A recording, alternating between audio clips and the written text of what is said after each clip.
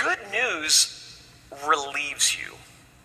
And it lightens you. You know you've heard good news when it causes you to exhale rather than hold your breath and bite your nails.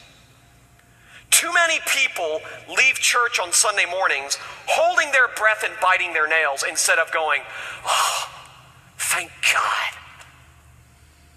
I've said this before, but if people leave church thinking more about what would Jesus do instead of what has Jesus done, you haven't heard the gospel. The gospel is good news, and it is intended to make you feel relieved. Come to me, all you who are weary and heavy laden, and I will give you rest. Sunday after Sunday after Sunday after Sunday.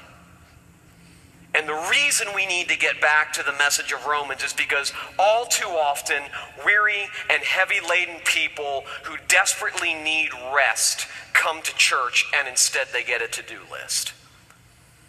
And the Christian faith becomes all about their Christian life and not about what Jesus has done.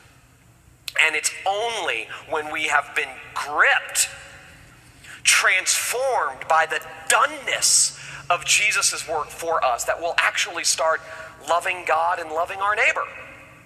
Those things that we're actually called to do. We won't do those things if we're obsessed with ourselves. We won't do those things if we're constantly thinking about how we're doing and whether or not we're doing it right. I call it spiritualized navel gazing.